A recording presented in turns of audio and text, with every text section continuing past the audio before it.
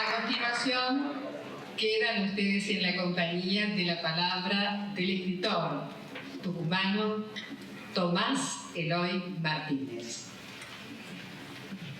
Vamos a hacer un diálogo informal. En principio, por pedido de Osvaldo Aixison, voy a explicar por qué escribo, intentar explicar eso, cómo escribo, también de alguna manera. Pero primero quiero dar las gracias, mis más emocionadas gracias, a los dos tucumanos que están aquí conmigo, al rector de la universidad, a Mario Marigliano, que siempre me trata con tanto afecto, con una consideración superior a la que merezco, a las generosas palabras de Osvaldo Aixison, y a quien patrocinó mi visita a mi provincia, quien me permitió estar hoy con ustedes, a Mario Kotzer de la Feria del Libro. Muchas gracias. Intento entonces esa explicación. Tengo algunos apuntes aquí.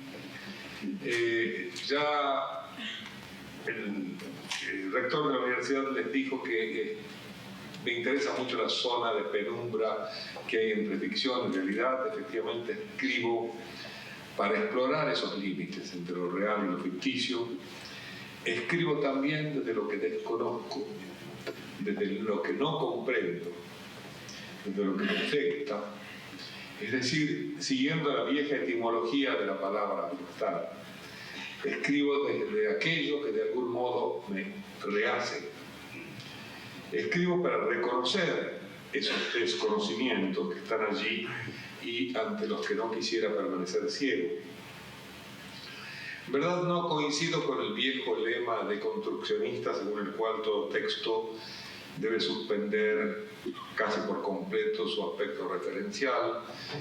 Lo hice en mi primera novela, El Sagrado, en 1967, y mi novela creo que por eso resultó un fracaso, una novela trabajada exclusivamente sobre las zonas y el terreno del lenguaje, en el cual los reflejos de Tucumán aparecen como muy de soslayo, pero no el Tucumán que yo quería contar, sino el Tucumán de algún modo pude contar, que los juegos del lenguaje me permitieron contar.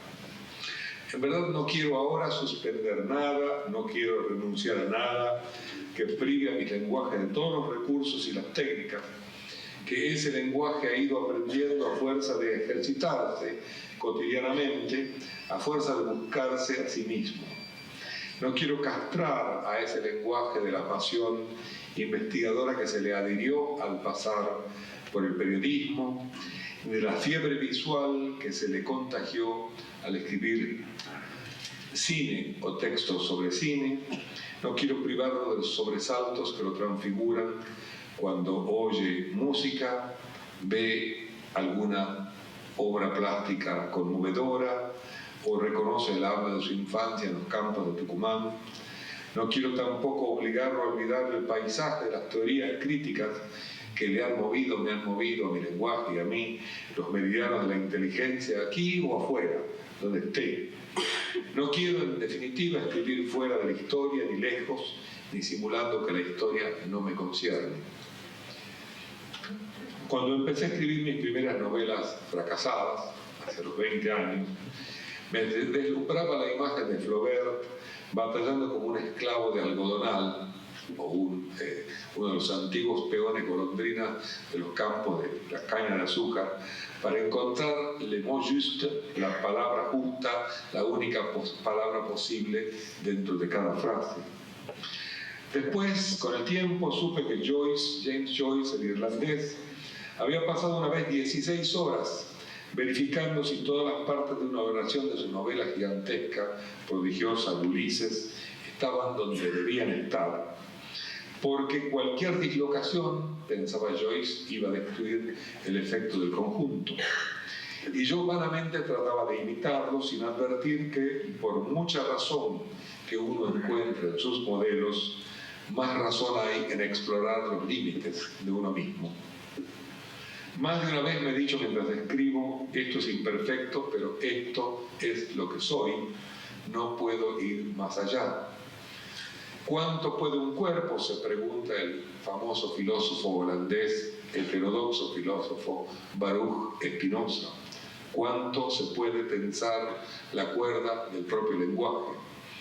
Creo que es preciso tensarla hasta que se vislumbren en las profundidades de lo que somos, las reverberaciones de lo que quisiéramos indagar o más bien excavar en los otros, las tramas de la identidad, de la pasión, del poder, de la cobardía, del sexo, de la ética, de lo que los seres humanos fueron y seguirán siendo. Lo que trato de arrancarle a cada palabra entonces es el eco de lo que otros sienten cada vez que las invocan o que las pronuncian, el abanico de sentimientos y significados que se abre dentro de cada ser cuando dice una palabra.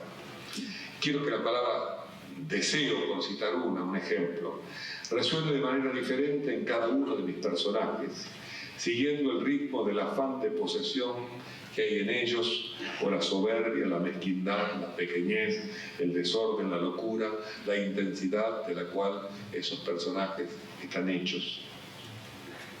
Les he hablado ya de mi novela sagrada, que resultó un fracaso por haber negado una parte de mí mismo, el aspecto referencial de mi relato.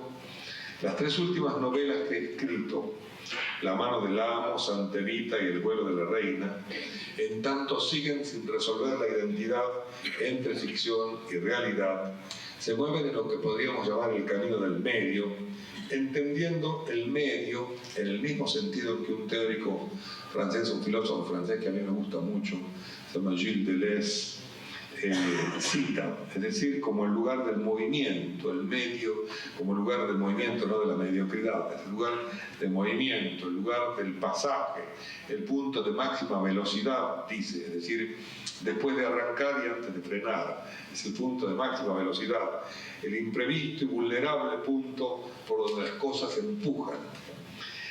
Medio entre qué y qué, se podría preguntar uno, medio, línea del medio en la que todo cabe, todo vale, en la que el lenguaje se nutre hasta de aquello que la tradición podría considerar como escoria, como no literatura, mientras a la vez se afana en busca de un orden verbal, de una estructura capaz de descubrir la realidad como otra cosa, la realidad como una transfiguración, la realidad como una epifanía. De esa manera el medio, el camino del medio no es la búsqueda de un promedio, de una conciliación entre contrarios, sino como diría una vez más Gilles Deleuze, es la fruición con el exceso. A veces el camino del medio son muchos caminos. Hasta mediados del año pasado, por ejemplo, creí que estaba condenado a no terminar nunca El vuelo de la reina. Había tenido varios sobresaltos personales en donde estaba escribiendo esta novela. Me sucede con frecuencia, 3 versiones distintas de la novela de Perón. Una de esas versiones es de 2000 páginas, no tiene nada que ver con la versión definitiva, la versión que ustedes han leído.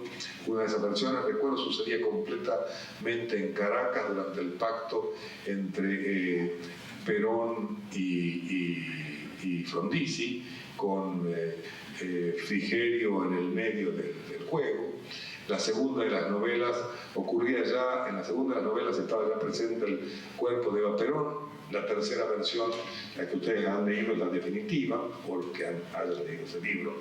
Y 2 versiones de Santa Evita tampoco tienen nada que ver en una de la otra. Y las 2 versiones del vuelo de la reina no se parecen para nada entre sí.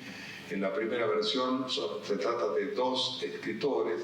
El cónsul, en un momento, les cuento este detalle para que vean de qué modo el delirio tucumano, que dice Mario Marigliano, pero en general el delirio argentino se me infiltró dentro del texto.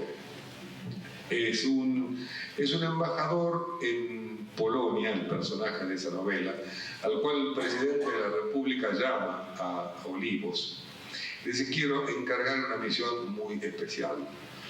Lo quiero nombrar embajador extraordinario y plenipotenciario en Andorra. El embajador responde: Andorra prácticamente no existe, no admite embajadores. No importa, dice, pero Andorra es un país pequeño, con posibilidad de entrar en el mercado común europeo. Entonces, si compramos tierras cada vez mayores en Andorra, usted se aposenta. De algún modo podremos apropiarnos de Andorra a largo plazo, pero es imposible, le dice el embajador, porque Andorra está regida por dos países. El presidente de Francia, por un lado, y el obispo de Urgel, que es español, por el otro. No se preocupe, dice que los argentinos lo podemos todo. Si los argentinos no podemos comprar Andorra, nadie puede. Entonces el embajador va a vivir una historia tumultuosa en Andorra, historia que no conté, que dejé por la mitad porque la novela esa me salió fallida y ahora forma parte del enorme osario de novelas muertas que hay en mi casa y que nunca verán la luz en pie. Esta segunda versión, en cambio, de la novela sobrevivió a un azar, o gracias a un azar tal vez, con cuyo relato los voy a fatigar por unos pocos minutos. Comencé a trabajar en esta versión última de la novela, la definitiva, en julio del año 2000, e hice un plan muy minucioso de ese texto. Había completado ya el primer capítulo en el que describo al todopoderoso director de un diario de Buenos Aires observando con un telescopio a una mujer que se desnuda en la ventana del frente. E iba por el segundo capítulo en la que ese mismo personaje conoce a una redactora de cultura que quiere escribir el obituario o la necrología de Robert Mitchum, porque ha muerto ese día. Estaba en ese momento de la historia. Había hablado el día anterior con una persona a la que conozco bastante y estoy citándola porque es un testigo de lo que la extraña coincidencia que voy a narrarles es verdadera, con el director de Folha de Sao Paulo, uno de los diarios brasileños más importantes, que se llama Otávio Frias Filho. Me dice: ¿qué estás haciendo ahora, Tomás? Estoy escribiendo una novela que tiene estas y aquellas características. Esto era un día jueves. El día viernes, les cuento que lo estaba organizando en la universidad donde trabajo, en Rutgers, la Universidad Estatal de New Jersey, un encuentro al que acuden una vez cada 4 años, inmediatamente después de las elecciones presidenciales en los Estados Unidos, un grupo de los grandes editores de diarios en América Latina y en España y Estados Unidos. Y estaba confirmando la asistencia de los editores portugueses, o brasileños, perdón. Había conocido en 1997 al director de redacción de Gaceta Mercantil, llamado Antonio Marcos Pimenta Neves. Lo había conocido con su esposa en el momento en que ella estaba siendo trasladada para un trabajo muy importante en el Smithsonian Institution de Washington y estaban arreglando cómo iban a encontrarse. Y habían decidido que ella viajaría una vez cada 15 días cada mes, con sus hijas a San Pablo, y él viajaría una vez por mes durante una semana a Washington, con lo cual se darían 15 días durante el mes completo. Entonces lo llamo a Pimenta Neves, al diario donde estaba ahora, era el director periodístico de O Estado de Sao Paulo. Esto era un día viernes, y le pregunto si va a asistir a la reunión de Rutgers. Me dice que sí, que ha decidido asistir. Digo, si va a ir solo o acompañado. Me dice: sí, voy a ir con mi esposa. Le digo: qué bueno, porque en el momento de la reunión va a inaugurarse un tren rápido entre Washington y Nueva York, que llega en 2 horas y media, de modo que voy a enviarte un pasaje para tu esposa. Dice: no, es que ya no estoy casado con ella, me he separado. Ahora estoy casado con otra persona, quiero citarlo, voy a casarme de nuevo. Me dijo: reserva una buena habitación de hotel, porque cuando lleguemos a Rutgers vamos a estar en plena luna de miel. El lunes siguiente, esto sucedió un viernes, el lunes siguiente, a eso de las 10 de la mañana, otro editor de O Estado de Sao Paulo me llamó por teléfono y me preguntó: dígame, Tomás, ¿de qué habló usted el viernes con Pimenta Neves? Y le dije: mire, yo puedo contarle lo que le dije, porque eso no es ningún secreto, pero de ningún modo puedo decir lo que él me dijo, solo él puede decirle lo que me respondió. Pregúnteselo a él. Es que ese es el problema, me dijo. Porque Pimenta Neves no puede hablar, ha desaparecido. Ayer al mediodía, en un establo que está a 70 kilómetros de Sao Paulo, mató a su novia de dos balazos, le dio primero en la espalda de lejos y luego la remató de un balazo en la nuca. El hecho me parecía inverosímil, porque el Pimenta Neves, que yo había conocido, era un hombre afable y serio, una persona casi solemne, pero más me sorprendí al conocer los detalles que lo habían conducido al crimen, porque todos esos detalles estaban previstos en el plan de la novela que escribí. Ese azar me hizo sentir que yo estaba tocando la extraña zona de penumbra que divide a la realidad de la ficción, en cuya exploración llevo muchos años, y me dio el aire que necesitaba para avanzar en la escritura. Escribo casi siempre por las mañanas a un ritmo desparejo, tardo muchísimo en encontrar el tono justo que necesita cada relato, porque tengo la certeza de que cada relato puede ser contado de una sola manera y que fracasa cuando el tono está equivocado. Tardo también en dar con la estructura o arquitectura adecuada, que vaya de la mano con ese tono y con la intriga o con el tema que estoy narrando. Por lo general, casi todas las historias que cuento son historias que me obsesionaron entre los 10 y los 30 años. De algún modo vuelven a mí, por retazos de esas historias, vuelven a mí. A veces traiciono esas obsesiones y empiezo a escribir novelas que no quiero, pero por supuesto no publico esas novelas que salen torcidas o me salen torcidas, son las que yo llamo mis novelas muertas. Cuando siento que lo que quiero contar encuentra por fin su tono, encuentra por fin su tono y su arquitectura, empiezo a trabajar a un ritmo más rápido, que empieza con media página por día y que hacia el final del libro puede llegar a 5 páginas o 6. Media página a veces, sobre todo al principio, me lleva de 10 a 20 horas de trabajo. Y en muy raras ocasiones 2 páginas se terminan en 6 horas o en 7. Pero me doy cuenta que el texto funciona cuando siento que el trabajo está deparándome felicidad y curiosidad y deseo o sueños o anotaciones súbitas, cuando tengo muchas ganas de volver a escribir y volver a escribir. Envidio a los escritores que pueden trabajar en cualquier parte, a mano o como sea. Por ejemplo, Carlos Fuentes escribe en los aviones, en los trenes, en papelitos que saca del bolsillo en medio de la calle. A mí eso me sucede en general solo con los artículos periodísticos, porque los escribo en cualquier lugar, pero cuando empiezo un libro necesito seguir escribiéndolo y terminarlo en el mismo cuarto de la misma casa y en la misma computadora donde lo empecé. De modo que imagínense las tragedias que suceden, que la computadora se descompone o si me tengo que mudar de casa porque, por ejemplo, se me cae el techo. Me sucedió algo semejante con Santa Evita, por ejemplo.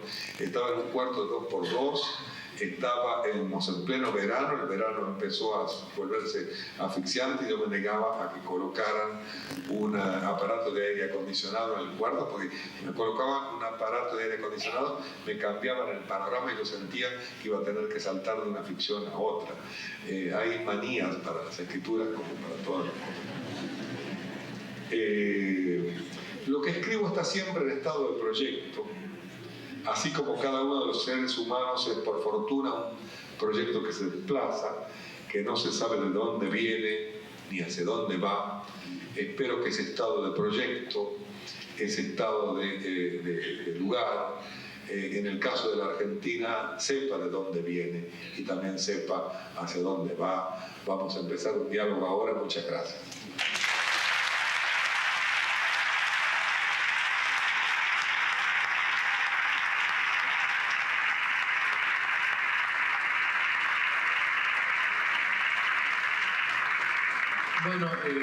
Bueno, sabemos que el público puede estar muy interesado en realizar preguntas a Tomás Eloy, entonces vamos a hacerlo por escrito.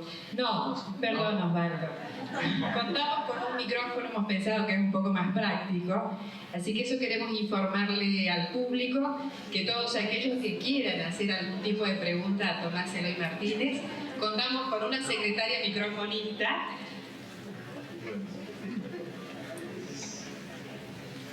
Así que vamos a tratar de que sea en forma ordenada, que levanten la mano y tratemos lo posible de que sean preguntas, ¿no? A ver, ¿quién quiere hacer alguna pregunta? La primera es la más lenta, después viene el 94.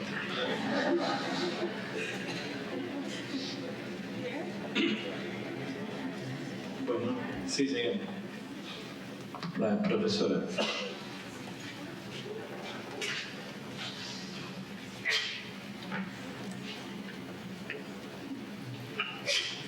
Buenas noches.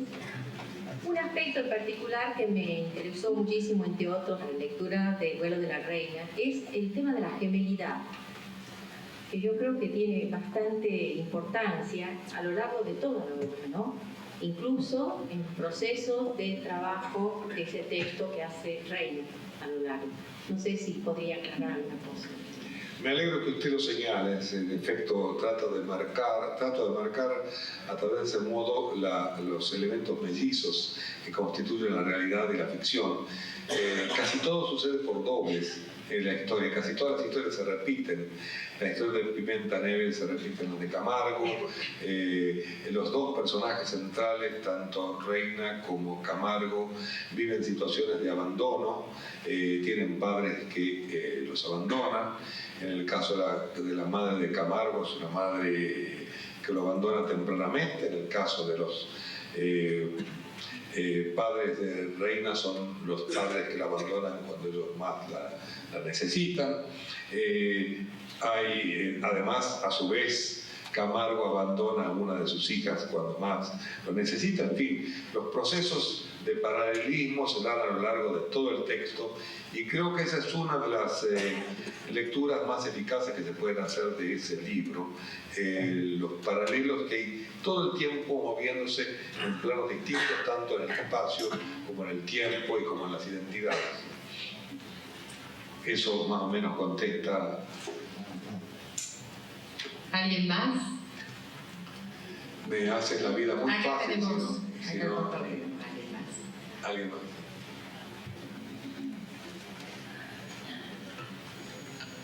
Buenas noches. Para mí fue muy valioso su aporte en este concepto de pensar el medio como motor y me interesa fundamentalmente su visión de argentino y tucumano, de hecho, preocupado por la Argentina, ocupado en pensar la Argentina y en pensar conceptualmente y en acciones la Argentina. Entonces, si se podía aplicar este concepto del medio en la situación actual, ¿cuál sería el medio o cuál sería aquello que podemos pensar como motor respecto al estado actual de la Argentina, que de hecho tiene que ver con lo que sería la construcción de nuestra identidad y el suelo en el que podemos pensar, el suelo en tanto soporte? La pregunta que me hace usted es muy difícil de responder, pero voy a tratar de hacer alguna aproximación. En verdad, estamos en un medio, en el caso concreto, en un medio congelado, en un medio de espera, un medio de destrucción en este momento, o de descomposición. Es decir, el peor lugar en el camino del medio.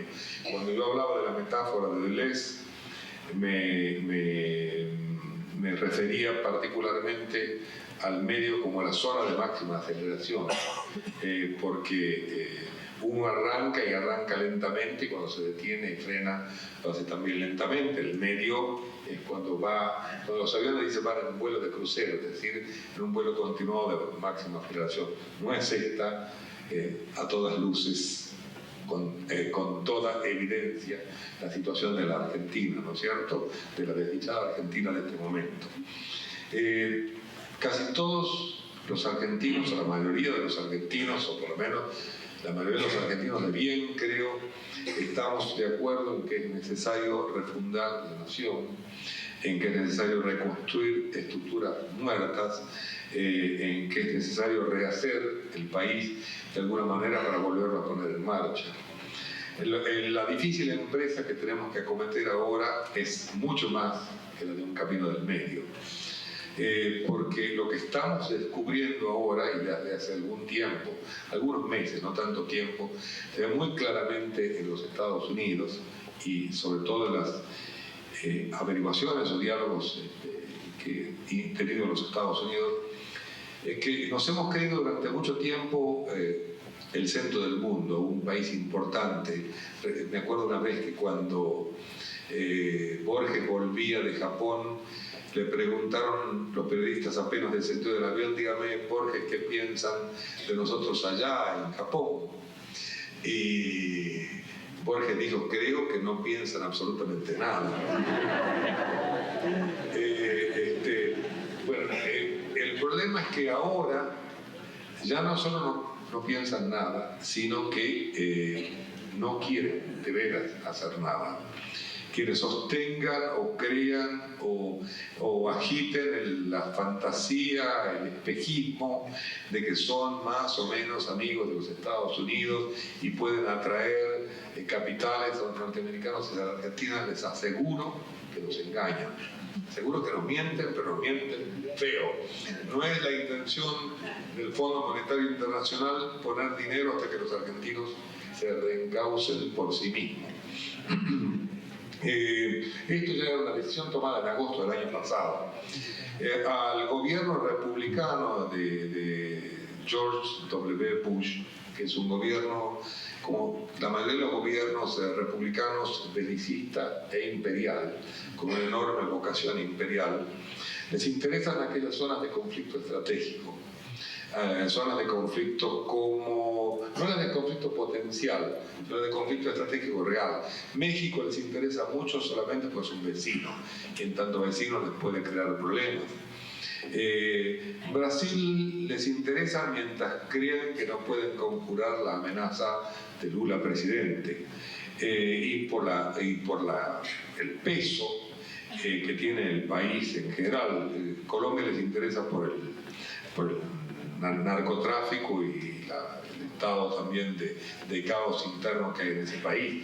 Venezuela les interesa porque es el tercer proveedor de petróleo más importante de los Estados Unidos y porque cualquier cambio de rumbo en el petróleo venezolano afecta mucho y se siente en la economía de los Estados Unidos. La Argentina está muy lejos. Es decir, a Argentina les interesa poquísimo, por no decir que en este momento no les interesamos nada. Esto es realmente triste, pero esto es además verdadero. El tema central, la preocupación central de los Estados Unidos ahora es lo que sucede en Pakistán, en Afganistán. Todavía después de 10 u 11 meses están a la caza de Osama Bin Laden en el Mullah Omar, la mayor potencia del mundo. No han podido cazar a dos hombres, uno de los cuales es fácilmente identificable porque es tuerto y rengo. Entonces, Mullah Omar. El otro a lo mejor sí es más difícil, Bin Laden, o Ben Laden, como quieran llamarlo. Pero no los han podido cazar. 10 meses llevan de pesquisa. Entonces es un tema central. El miedo al terrorismo es otro problema central de los Estados Unidos. Hay miedo latente, constante. Mucha gente pregunta: ¿a cuántos kilómetros me puedo ir a vivir de Nueva York para que no me afecte una bomba atómica eventual? Les afecta mucho también la situación del Medio Oriente, Israel y la situación con Palestina. Pero la Argentina, los problemas económicos de la Argentina, lo que nos ha pasado a los argentinos, lo que nos puede pasar a los argentinos, de veras les interesa poco. Les aseguro que he oído cosas, pero muy crueles, que serían ofensivas casi repetir aquí. Si se cae la Argentina, ¿qué le importa? Por ejemplo, por decirles una de las más suaves. Estoy hablando de un alto funcionario de la Cámara de Representantes de los Estados Unidos. Y esto es una cosa recurrente, de modo que creo que vamos a tener que encontrar el modo de salir por nosotros mismos. Tal vez logremos mover los intereses de la Comunidad Europea, que en este momento está enfrentada ideológicamente a los Estados Unidos, tiene un conflicto muy serio y las subidas y bajadas del euro se deben justamente a esos conflictos. Creo que vamos a tener que empezar hacia otras partes, de modo que los espejos de colores del FMI o del Banco Mundial o de los que se dicen amigos de los Estados Unidos realmente son espejos inverosímiles y engañosos, absolutamente engañosos. La salida que veo, yo creo, si me permiten una especie de don precario de profecía, es que el próximo gobierno va a ser otro gobierno fusible, es decir, otro gobierno que va a ser un gobierno de transición. Vamos a tener un segundo gobierno de transición. Ese gobierno va a debatirse sin duda contra los enormes conflictos que tiene el país y es probable que el que lo suceda, el gobierno que lo suceda, renovado, con sangre nueva, sangre fresca, ideas nuevas, ideas desentendidas ya de las mafias políticas, de las mafias judiciales, de las componendas internas, puede ser un gobierno de salud y de verdadera salvación nacional. Bueno, ¿alguna otra pregunta? Allá. Bueno, ya vamos a ya que entró un poco en política, acá arriba. Acá. allá arriba. Sí, a ver, aquí te veo. Quería preguntarle por qué el empecinamiento argentino en creer que la dolarización, por ejemplo, nos va a venir como un regalo, y por qué creer en quien nos entregó el país y pensar que puede seguir entregando lo poco que nos queda.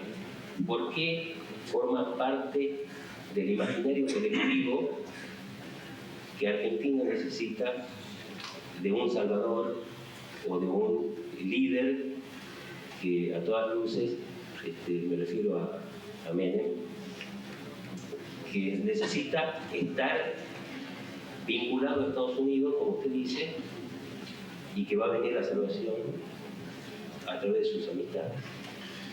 Mira, la primera parte de la pregunta yo no quiero responder, porque creo que lo que le preocupa a la Argentina está mucho más allá y muy por encima de Menem.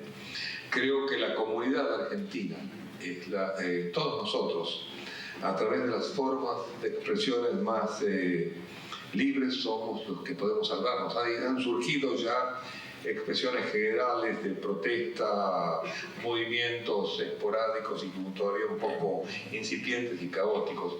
Sin duda, la solución no está por ese lado. La solución está en el refuerzo y de las instituciones con las cuales contamos, en el fortalecimiento de esas instituciones. Creo que el país, de todos modos, sigue siendo iluso, pero es mucho menos paciente. Es una Argentina infinitamente menos paciente que antes. Y puede ser terrible el fracaso del gobierno que viene, ¿sabes? Sobre todo si es un gobierno que comienza con promesas que no puede cumplir muy rápidamente.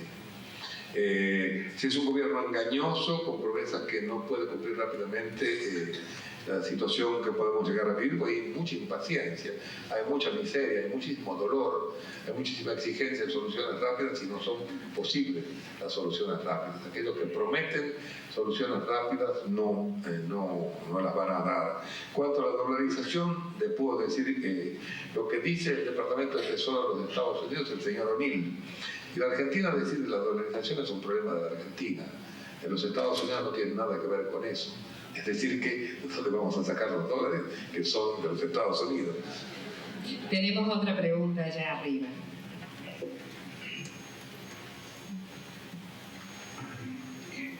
Tomás, quiero hacerte una pregunta que seguramente va a ser risueña, pero tu respuesta nos va a traer algo de luz, ya que viviendo en los Estados Unidos tienes una perspectiva muy particular sobre lo que nos pasa.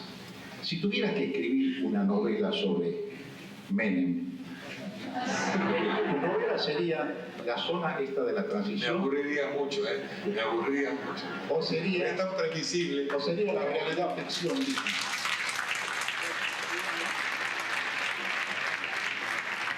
¿Sería una realidad ficción? A ver. ¿Alguna otra pregunta? Acá tenemos un señor que nos está esperando. Bueno, allá hay otra, ya le pasamos. Gracias, muy amable. Don Tomás, realmente quiero ser un poco atrevido. Tal vez no es una pregunta. Soy apicultor, tengo colmenas, y en las colmenas hay reinas. Y es cierto, no es la reina Rubín, ¿no? Pero tiene que ver con eso, Y le cuento una experiencia que tuve en México, en Itapán de la Sal, donde los americanos veían, buscaban, estudiaban la zona de concentración de zánganos para fecundar las reinas. Esto lo hacían con radar. Ahora se me ocurre pensar en la famosa reunión de los editores con el doctor Camargo. Ellos eran los zánganos y el doctor Camargo era el radar. Y la reina de México estaba esperando quién la fecunde, ¿no? Sí. Me gusta mucho su asociación. Entonces, si me permite, para que se lleve un recuerdo de terruño, le voy a dar un pequeño frasquito de miel, como dice el filósofo. Está medio líquida, está medio sólida, está medio blanda y medio dura. Ahí.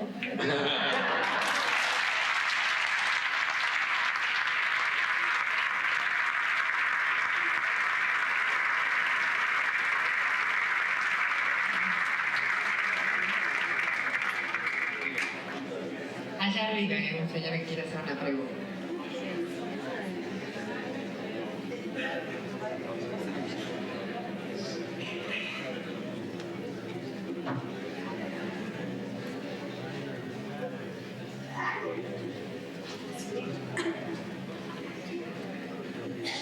Muchas gracias.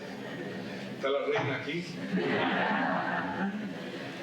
Bien, Tomás, mi nombre es Manuel. Quería preguntarte sobre acá. Hola, Manuel.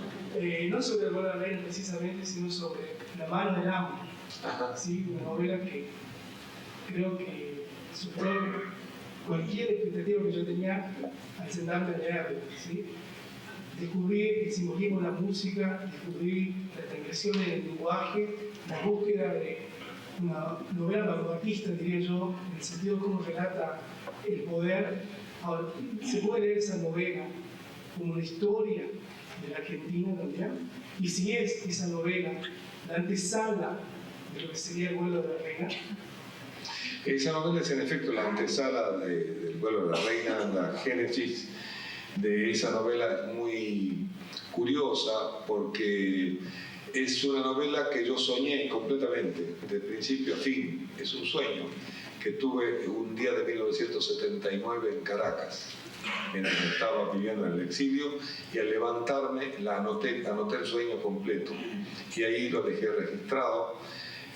Un buen día, cuando había terminado una novela que me salió fracasada en 1988, una noche, y entonces caí en una depresión profundísima. Estuve como un mes en la cama, inmóvil, esperando que la depresión me pasara, cuando una noche sonó el teléfono en mi casa y una voz un poco imperativa me dijo: señor, acabamos de leer la novela de Perón y usted nos ha mentido.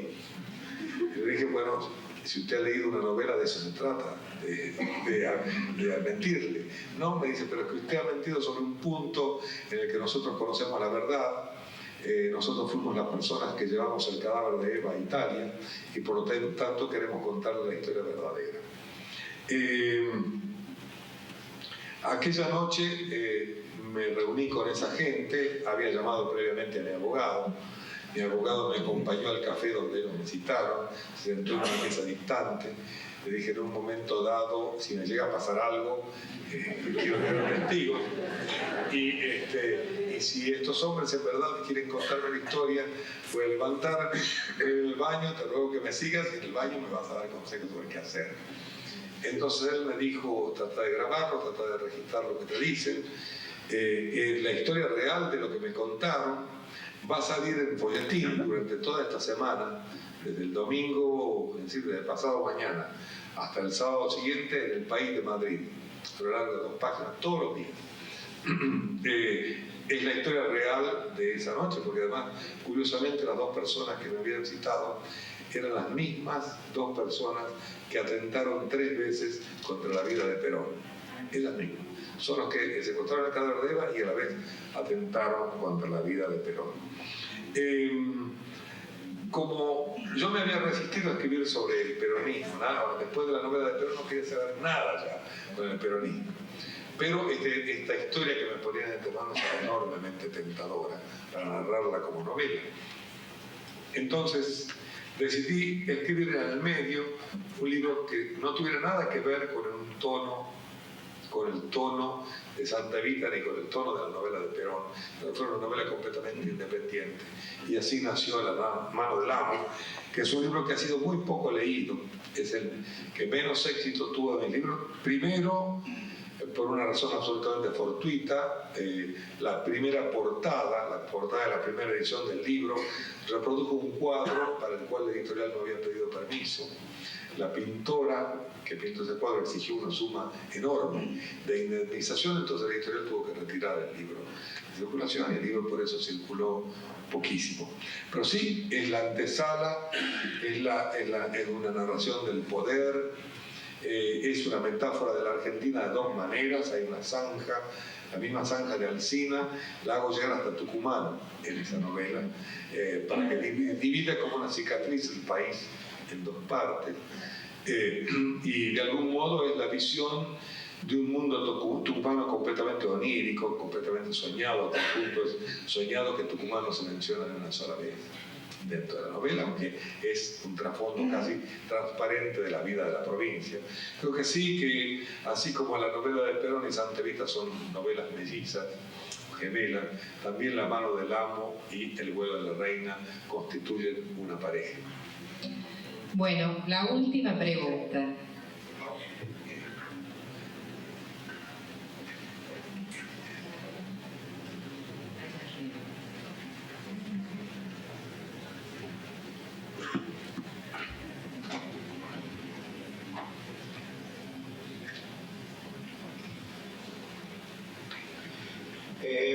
Más que una pregunta, esto daría lugar a la meditación. Hay un ensayista catamarqueño que vive en Estados Unidos, desgraciadamente no me recuerdo el nombre, que tiene una teoría del, como quien dice, el dentrismo, es decir, los escritores que escriben a la moda del interior y no siguen la modalidad que se había impuesto desde Buenos Aires desde hace 100 años, pongamos el caso. Y bueno, vamos a citar algunos nombres que él da, ya hizo un estudio sobre Moyano, sobre Hernández, otro provinciano.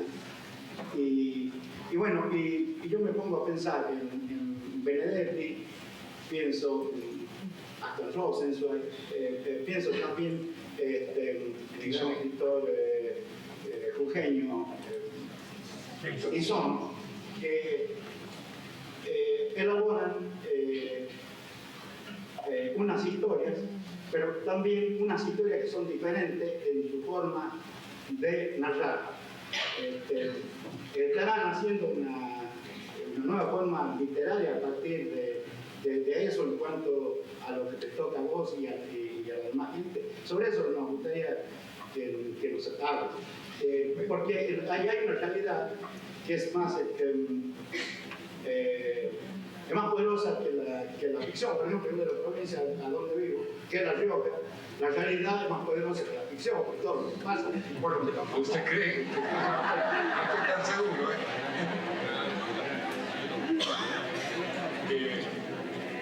Bueno, es interesante su pregunta. Mire, una de las más importantes críticas de la cultura argentina, no voy a dar su nombre, pero es una de las más importantes, sostuvo una vez en una conferencia pública, a la cual era un debate de varias personas, que la verdadera literatura argentina, más bien la única, es la literatura que se hace en el Río de la Plata, con lo cual excluía directamente a todos los escritores que usted está mencionando. Creo que una razón importante en esto Creo que los escritores del interior del país, de algún modo, hemos sido los primeros, o somos los primeros, y por supuesto varios me han precedido. Usted ha citado nombres ilustrísimos, todos los cuales son autores que yo admiro mucho.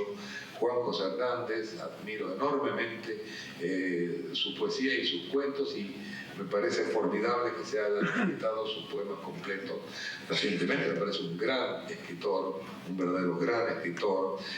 Citó también los nombres de Daniel Moyano, de Antonio Di Benedetto, de Héctor Tizón. Todos ellos son escritores de primera línea. Creo que todos ellos tienen conciencia. Me detuve en Juan Hernández porque es de aquí. Creo que todos ellos son los primeros que toman clara conciencia de que la Argentina, el país al cual ellos pertenecen, el país al cual el país que ellos narran, es un lugar que pertenece, no como el Río de la Plata, al mundo ilusorio de la narrativa fantástica, o el mundo ilusorio de las grandes influencias europeas. Jorge decía con mucha pertinencia y exactitud, en verdad, la gran herencia argentina, la gran herencia de los argentinos es no tener ninguna herencia, es decir, poder escribir, ser ciudadanos del mundo, pertenecer al mundo. Esa es la gran ventaja que tenemos nosotros, y construir una maravillosa literatura sobre esa base.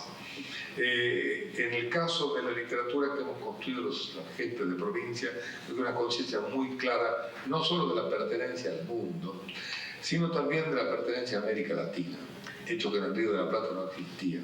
Hay una conciencia muy profunda de los hilos secretos que nos unen al resto de la literatura latinoamericana. Le hablo de Vallejo, le hablo de Neruda, le hablo de los grandes escritores brasileños como Guimarães Rosa. Usted encuentra un tono común ahí entre el mundo de los escritores del interior argentino y el mundo de los escritores de América Latina, y creo que esa es la diferencia central que se plantea.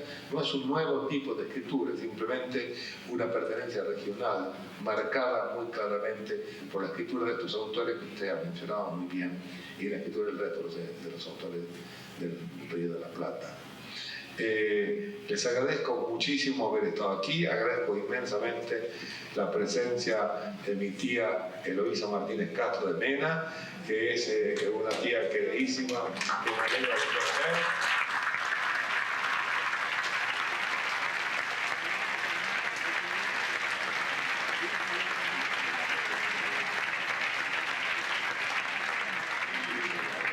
Agradezco sobre todo a Tucumán que me permita la dicha de presentar mis novelas. Yo tengo una especie de cámara, siempre presento cada una de mis novelas solamente en Tucumán.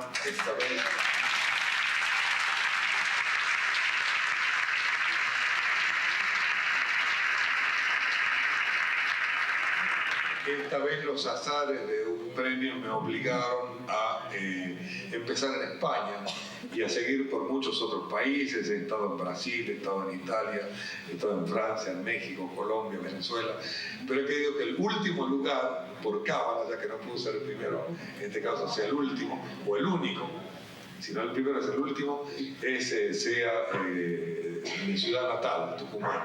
Entonces les doy muchas gracias por su hospitalidad, por la generosidad y por acompañar una obra que se escribe desde Tucumán, en la cual nunca falta la presencia de algún personaje tucumano. Gracias.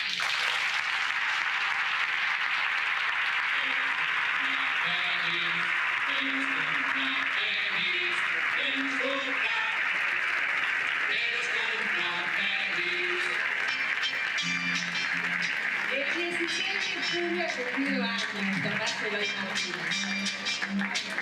Feliz cumpleaños.